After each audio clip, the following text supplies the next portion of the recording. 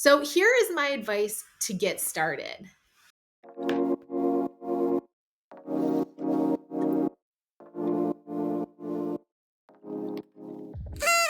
Hey everyone, it's Dee Dee or Danielle.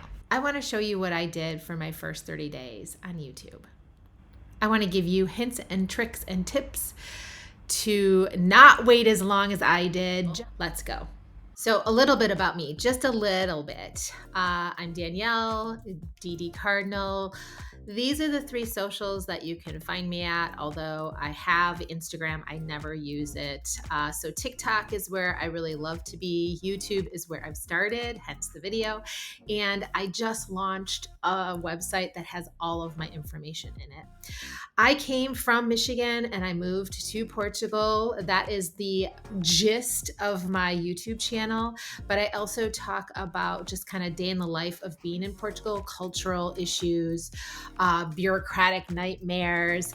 And also, I am planning on having some videos for how to get your visa, how to get your driver's license, not necessarily just in Portugal, but if you're planning on moving abroad.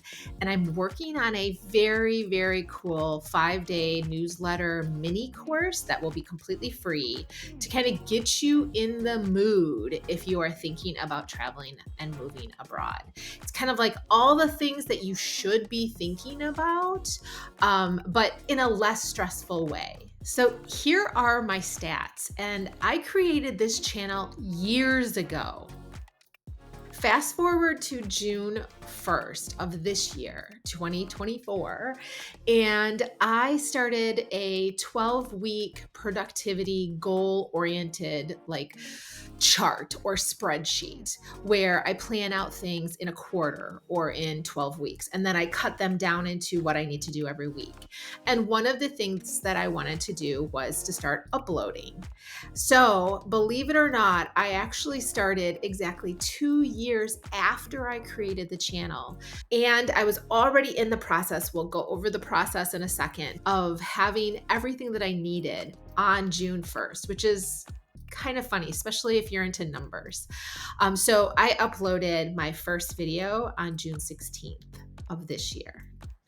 So what stops people from creating a YouTube? Sometimes it's embarrassment, sometimes it's fear, sometimes it's perfectionism.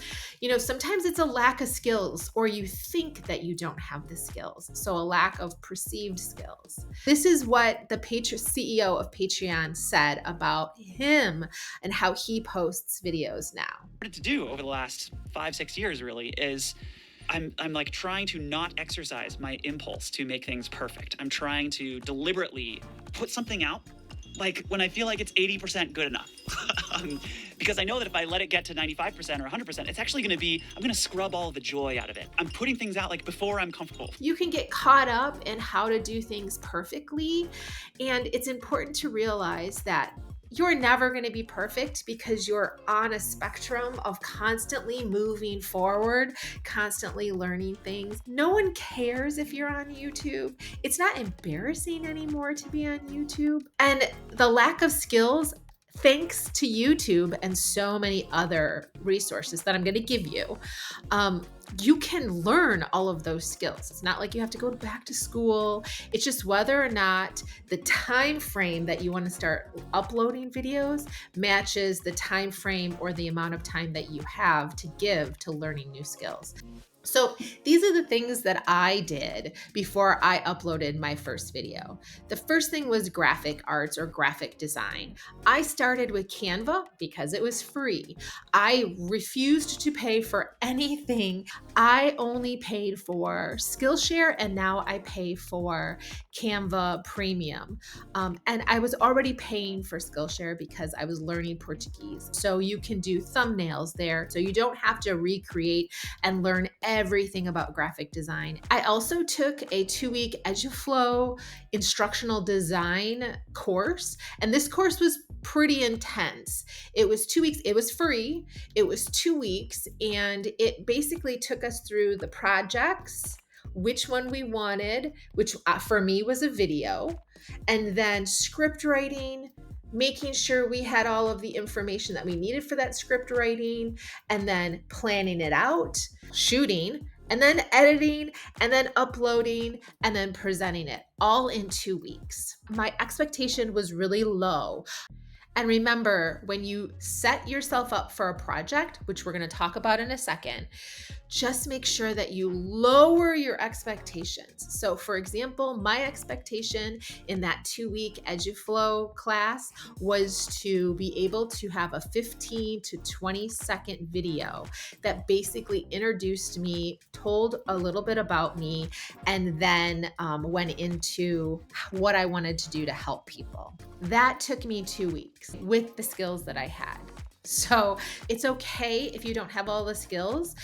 Here's Skillshare. Again, they have tons of skills, so you can learn graphic design, you can learn DaVinci Resolve, you can learn all kinds of things.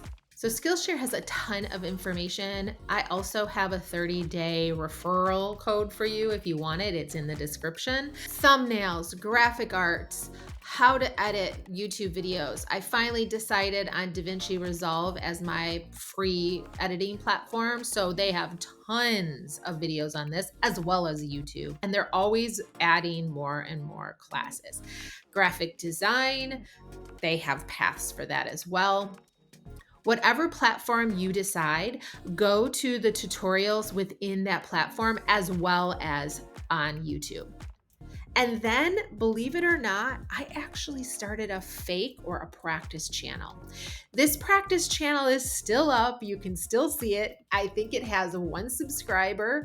And I think maybe that subscriber is my friend. What I wanted to do is I wanted to practice how to make a thumbnail. I wanted to practice how to splice music, how to add music. I wanted to kind of get an idea of how to upload things on YouTube, as well as how to look at the analytics. And these types of channels, you can just hide them if you want to. You can delete them if you want to. All right.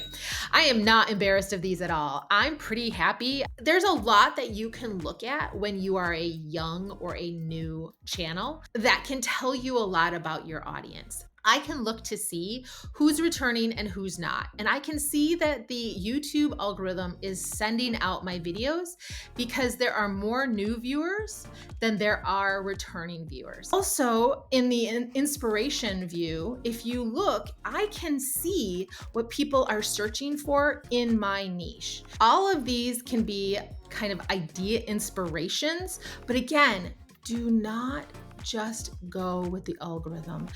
If you wanted to post something that has completely nothing to do with this, then go for it. The other stat that you can use is a watch time.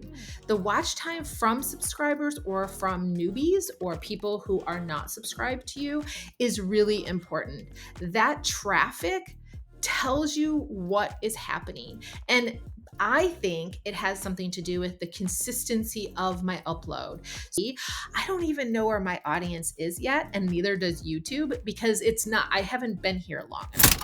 Things I'm doing to improve for next month and the months after. I have really honed in on what I want to do with my YouTube channel. I want to help people who want to move abroad, but in an educated and fun way so that they feel supported. I want to show my life as an American moving abroad and living abroad. And I also want to do these kinds of videos. The next 12 weeks will be getting involved in Pinterest, learning more DaVinci Resolve, obviously more Canva, and obviously learning more about YouTube. And then my newsletter and my website. I just created my website. It's very minimal, but it has a lot of information in it. My newsletter, I've always had a newsletter, I never really did anything with it. So I just let them know last week that they would start to get weekly emails. So here is my advice to get started. You need knowledge, research, and skills. Let's talk about knowledge. Thinking about what you want to show people on YouTube is the most critical thing. So let's pick a max of 3 areas. So for example, for me, I want to help people move abroad. So some of my videos are going to be about visas, how to get your information for your identification. I want to show my life in Portugal. So I want behind the scenes. And I also want to do these types of YouTube videos to kind of chart my progress. Once you have all of that information, you need to set a deadline. I'm going to learn this amount by this time, and I'm going to 80% it. I'm going to just start at that process. And you're not going to start with cinematic, multi-camera, like things. You're going to start with a very simple project. So here's 3 projects. And then once you get to that point, you start to create in this fake channel. That's my suggestion, fake channel. Create 3 or 4 videos. Then now you are ready. You can start to practice your videos. So those videos are going to be your intro video. You're going to decide whether or not you want to do a talking head, which is exactly what this is, where I'm talking and it's just me, or you want to do a lot of B-roll with cuts. And in the process of having these 3 or 4 videos, you will figure out some of what you like and some of what you don't like. You also want to push your boundaries. Do B-roll or talking head when you're out with a crowd of people as they're staring at you. That's intimidating. It's really intimidating, but it's worth it. Click and like and subscribe.